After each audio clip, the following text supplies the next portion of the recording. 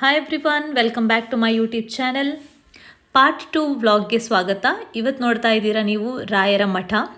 So ಇದು ರಾಯರ ಮಠಕ್ಕೆ ಹೋಗುವಂತಹ ದಾರಿ.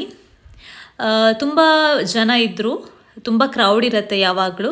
ನಾವು ಬೆಳಗ್ಗೆ 7 ಗಂಟೆಗೆ ರಾಯರ ಸನ್ನಿಧಿಗೆ ರೀಚ್ ಆಗಿದ್ವಿ. ಹಾಗೆ ಬೆಳಗ್ಗೆನೇ 7 ಗಂಟೆಗೇ ತುಂಬಾ ಕ್ರೌಡ್ ಇತ್ತು. ಆದರೂ ಕೂಡ ನಮಗೆ ಬೇಗ ಪೂಜೆನ ಮಾಡಿಸ್ಕೋಬೇಕು ಅಂತ ನಾವು ರಾಯರ ಸನ್ನಿಧಿಗೆ ರೀಚ್ ಆಗಿದ್ವಿ. ಹಾಗೆ ನಾವು ಆನ್ಲೈನಲ್ಲಿ ಪೂಜೆಗಳನ್ನು ಬುಕ್ ಮಾಡಿದ್ವಿ. ಹಾಗಾಗಿ ನಾವು ರಾಯರ ಪಾದ ಪೂಜೆಯನ್ನು ಬುಕ್ ಮಾಡಿದ್ವಿ. ಅದು 7:15ಗೆ ಶುರುವಾಗುತ್ತೆ ಬೆಳಿಗ್ಗೆ. ಹಾಗಾಗಿ ಬೆಳಿಗ್ಗೆ ಬೇಗನೆ ಹೋಗಬೇಕಾಗತ್ತೆ. ಸೊ ಇಲ್ಲಿ 2 ರೀತಿಯಾದಂತಹ ಕ್ಯೂ ಇತ್ತು.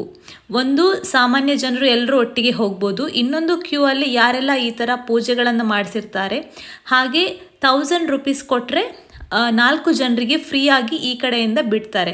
ಸೊ ಇದು ಸ್ವಲ್ಪ ಫಾಸ್ಟೆಸ್ಟ್ ಕ್ಯೂ ಅಂತ ಹೇಳ್ಬೋದು. ಸೊ ನಾವು ಬೇಗನೆ ರೀಚ್ ಆಗ್ತೀವಿ ರಾಯರ ದರ್ಶನ ಪಡೆಯಲು.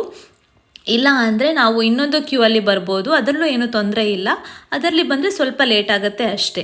ಸೊ ಹಾಗಾಗಿ ನಾವು ಈ ಕ್ಯೂ ಅಲ್ಲಿ ಬಂದು ನಮಗೆ ರಾಯರ ದರ್ಶನ ಚೆನ್ನಾಗಾಯಿತು.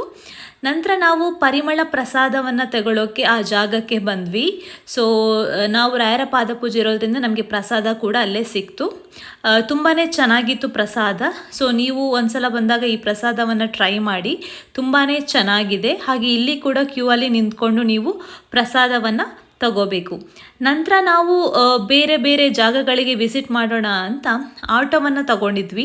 ಸೊ ಅಲ್ಲಿ ಪ್ರತಿಯೊಬ್ಬರಿಗೂ 150 ರೂಪೀಸ್ ಪರ್ ಹೆಡ್.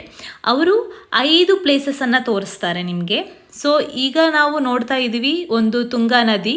ಸೊ ಈ ನದಿಯನ್ನು ನಾವು ಬಂದು ನೋಡಿದ್ವಿ, ಬಟ್ ನೀರಿರಲಿಲ್ಲ, ಚೆನ್ನಾಗಿತ್ತು. ನೆಕ್ಸ್ಟ್ ನಾವು ನೋಡಿದ್ದು ಅಭಯಾಂಜನೇಯ ಟೆಂಪಲ್. ಸೊ ಆಟೋದವರು ಎಲ್ಲರನ್ನ ಕರ್ಕೊಂಡು ಅಭಯಾಂಜನೇಯ ಟೆಂಪಲ್ಗೆ ಹೋಗಿದ್ರು. ಸೊ ಅದು ಶೇರ್ ಆಟೋ ಆಗಿತ್ತು. ಸೊ ಹಾಗಾಗಿ ಫಸ್ಟ್ ಆಂಜನೇಯ ಟೆಂಪಲ್ನ ವಿಸಿಟ್ ಮಾಡಿದ್ವಿ. ತುಂಬಾ ಚೆನ್ನಾಗಿತ್ತು ಅದು ಕೂಡ. ನೆಕ್ಸ್ಟ್ ನಾವು ಸೆಕೆಂಡ್ ಪ್ಲೇಸ್ ಆಗಿರುವಂತಹ ರಾಯರು ತಪಸ್ಸು ಮಾಡಿರುವಂತಹ ಜಾಗ.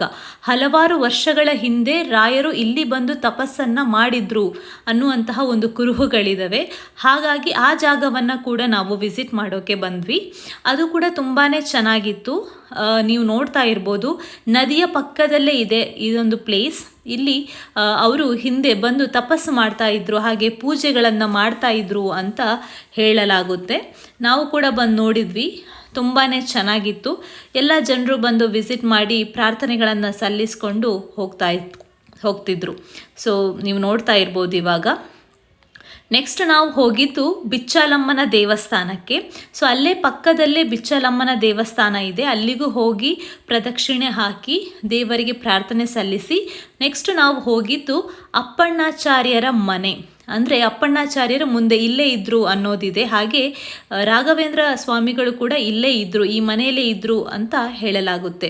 ಸೊ ತದಂತೆ ಹೋಗಿದ್ದು ನಾವು ಪಂಚಮುಖಿ ಆಂಜನೇಯ ದೇವಸ್ಥಾನ. ನಂತರ ನಾವು ಮರುದಿನ ವಂದೇ ಭಾರತ್ ಟ್ರೈನ್ ಹಿಡ್ಕೊಂಡು ಮತ್ತೆ ಯಲಹಂಕ ಬಂದ್ವಿ. ಇದಾಗಿತ್ತು ಇಂದಿನ vlog. Thank you so much.